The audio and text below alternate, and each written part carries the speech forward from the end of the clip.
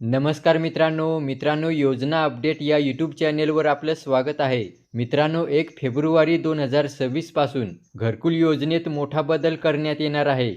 यामध्ये प्रधानमंत्री आवास योजना असेल, शबरी आवास योजना, रमाई आवास योजना, तसेच यशवंतराव मुक्त वसाहत योजना आणि बांधकाम कामगार आवास योजना या सर्व योजना आहेत ज्यामध्ये हा बदल करण्यात येणार आहे. मित्रांनो, यापूर्वी घरकुल योजनेतील काही अधिकार हे गावातील सरपंच आणि ग्रामसेवक यांना देण्यात आले होते आणि यामुळे काही ठिकाणी मोठ्या प्रमाणावर खरोखर पात्र असणाऱ्या लाभार्थ्यांना घरकुले देण्यासंदर्भात भ्रष्टाचार होतो. तर आता सरपंच व ग्रामसेवक यांच्याकडून हे अधिकार काढून घेण्यात आले आहेत. तेव्हा याबाबत आलेली ही सविस्तर माहिती या व्हिडिओमध्ये आपण जाणून घेणार आहोत.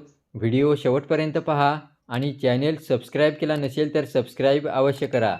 चला व्हिडिओ सुरू करूया.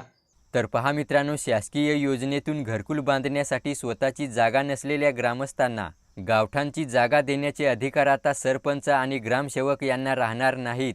हे अधिकार आता जिल्हा परिषदेच्या मुख्य कार्यकारी अधिकाऱ्यांनी स्वतःकडेच ठेवले आहेत. त्यामुळे ग्रामसेवक किंवा सरपंच यांना कुठल्याही लाभार्थ्यास परस्पर जागा देता येणार नाही. त्याच्यानंतर बघा, प्रधानमंत्री आवास योजनेअंतर्गत पात्र लाभार्थ्यांना घरकुल बांधण्यासाठी शासनामार्फत अर्थसहाय्य केले जाते. ग्रामीण भागातील बेघर व्यक्तींना पंडित दीनदयाळ उपाध्याय घरकुल योजनेच्या माध्यमातून जागा खरेदीसाठी अर्थसहाय्य केले जाते आणि या जागेवरच लाभार्थ्यांना घरकुल बांधावे लागते.